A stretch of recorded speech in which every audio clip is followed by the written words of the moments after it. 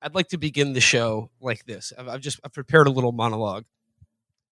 I've seen things you Max wouldn't believe. Amtrak's on fire off the shoulder of the Beltway. Listen, shut up. I watched gold in my ear glitter in the darkness near Jerusalem Gate. All those moments will be lost in time, like tears in the rain. Anyway, I'm sorry. Time to die. He thinks I'm kidding. I'm not kidding. Oh, man. Pretty just sturdy little Biden imitation you got there, man. Well, is it just a matter of raising your voice? Is that the secret to having? I just sort of I try to copy Felix and Andrew Hudson's. I mean, I'm sure they could do it better, but I just wrote this one up. It's about it's halting, it's stopping, and getting loud, and then quiet, and then crucially at some point you have to say, anyway, I'm sorry. I think Andrew does the best one. He said my favorite fake Bidenism, which is like, everybody knows that when you want to be Santa, you got to work like an elf.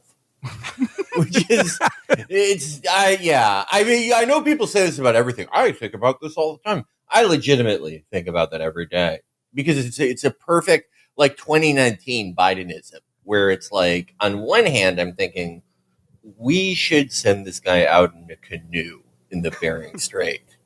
But on the other hand, I do think that's true about being Santa Claus. But the key to doing it really is the random yelling. My sister has a very good, one of the first people to do a Biden impression. And she talked about how, you remember the first debate they did where Castro got, they painted a big scarlet A on his chest and put him on a dunking stool and killed him for saying that Biden seemed old. Yes. His closing thing in that debate was I remember John McCain came up to me and said, "You're a never man. I'm a never man. Will you be my Paul Barron? So it'd be an honor, man. And this is what it's all about. And not this vague bullshit." He remembers that he's senile, and then he gets really mad. And he's like, I was supposed to do this when I was normal. Well, I mean, we all must have saw it yesterday. Headline: former President Joe Biden diagnosed with aggressive prostate cancer, and apparently it's spread to his bones. But I thought about this in this context because I looked this up, and this is an article from NPR from February 28th, 2024. The headline is: Biden just got a physical, but a cognitive test was not part of the assessment. And it goes on to say that White House Press Secretary Karine Jean-Pierre told reporters that his doctors determined he didn't need a cognitive exam, though Biden's longtime doctor did not address the matter directly in report. So I guess my question here is, did they give him any kind of exam? Yeah, this is something that's emerged in the coverage of this, is that he seems to have the opposite relationship with his doctor of every old person that I know. My parents' social life at this point, my dad is Biden's age, my mom a couple years younger. Their social life is basically going to the doctor and talking to their doctor. And that's, I think it's fairly rewarding for them. They certainly are right on top of their health outcomes. But the idea of this, that there's the neurologist that kept visiting the White House that apparently has been Biden's neurologist for many years. It's unclear what he was ever doing there, if he was never administering this test. It seems like he was just kind of popping by to talk about the Phillies for a little while and be like, well, all right. It's 2:30 p.m. We need to get you ready for bed, sir. I'm gonna let the staff handle it. It's just so do you know anyone where it's I would let them drive a car or dog sit in my house? They just have a neurologist that sees them once a week. Yeah, having a neurologist that's always seeing you in the first place is kind of alarming, but You bring up a great point. Was it literally that conservative meme where he gives him a puzzle with two pieces and he gets it most of the time? And he's like, all right, pretty good. I mean, the actual test, too, is basically, I think that the one that they're referring to is the one that Trump often brags about, acing, which is basically just point to an elephant and he's I'm right on top of it. If you can't put the drawing of an elephant in front of the president of the United States because you don't know what he's going to point to, then I do feel that's one of those deals where you gotta let people know a little bit more that that's the case. He's right on the elephant 70% of the time during the middle part of the day. That's news that you can use.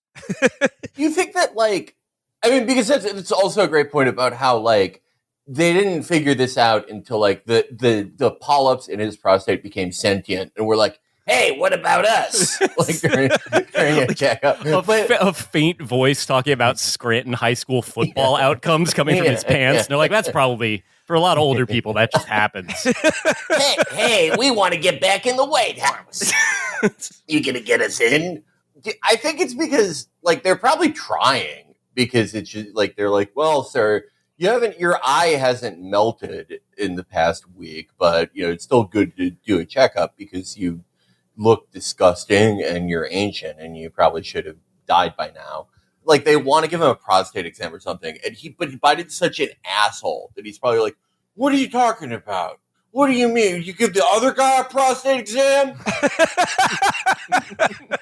You're like, okay. I was walking with my dad fine. in Scranton. I saw we saw two fellas giving each other a prostate exam. I said, "What's that?" He said, "Son, they're gay." It's medical best practices, Joey. It's a good idea for anyone your age. Donald Trump could come out there smoking a cigarette and tanning without the lotion. They'd say there's no cancer for him, but I'd do anything. They say I have to get cancer. No, I'm not getting the test. I've also learned that the test that needs to, this is not like exclusively learned, I cracked the case. I did read a blog post about it. The test that he would be getting doesn't involve his trusted neurologist and apparent best friend putting his finger in his asshole. It's a blood test.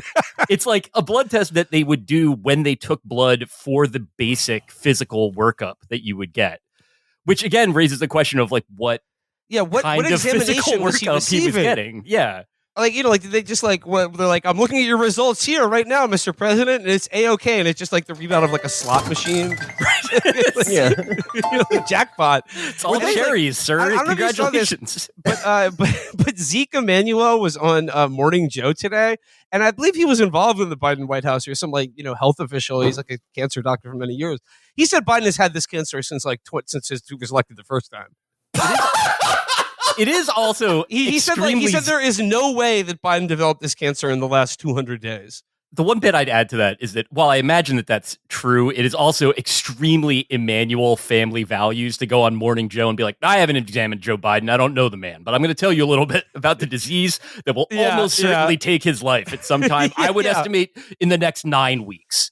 Just popping off, no caveats. Okay, so like obviously when I saw this news yesterday, all I could think about was like, it just made me regret so much that he didn't win this presidential election. Oh my God! Think of Kamala could actually have been president. Okay, I'm just like reading from the news article here about it. It says at the end, typically a patient is treated with hormone therapy that blocks the production of testosterone, which helps the cancer grow. He said.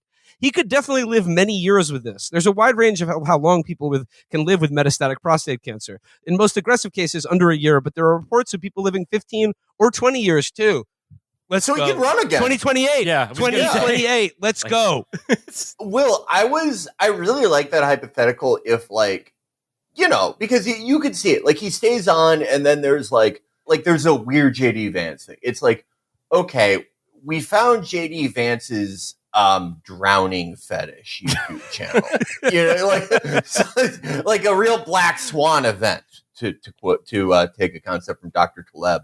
And Biden wins by like a single digit amount of EVs, instantly dies from the stress of having Billy Porter twirl around at his inauguration. by Billy Porter wearing Homer Simpson's obesity movement, spinning so fast that it ruptures both his Bradley eyes. Whitford quip so pointed that Biden dies instantly. He's just on the spot. He evaporates like a Dark Souls 3 Black Knight. And Kamala becomes president. That is maybe the worst scenario if you don't want Republicans to do well, because then it's just like they win every seat, all the state legislatures. It's completely over. Like that guy who gets his pictures taken, wearing a Trump shirt. He's probably like our ambassador to the UN. Like it's even like the brick suit man is a junior senator from the state. Yeah, I love the brick suit guy. Brick suit man's great. at Brick Suit Man on every social media platform if you want to see what he's up to. Yeah, like they would give the Medal of Honor to like, I don't know. They'll find like the pipe bomb guy from January 6th, that thing they always talk about. They'd be like, oh no, actually it did happen and we're giving him the Medal of Honor. And also Kamala as like a 2 or 3 year, if Biden dies like midway through, that would be the funniest presidency ever.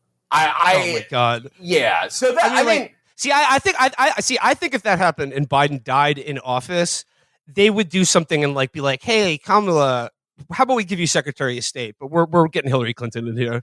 We're getting someone else in there because I don't think they ever wanted her to be president. That's like the point that people made about like the initial tariff thing, where it's like if President Bernie Sanders was doing that, like Tim Cook would have been installed as the president of the United States within 48 hours of those being announced. Like certainly like the idea of like the apparatus swinging into effect in a constitutional crisis and being like, for the good of America, like George Clooney is acting president. Right? Oh no! Yeah, under Kamala, they would just cut out the middleman and make like Isaac Herzog the president.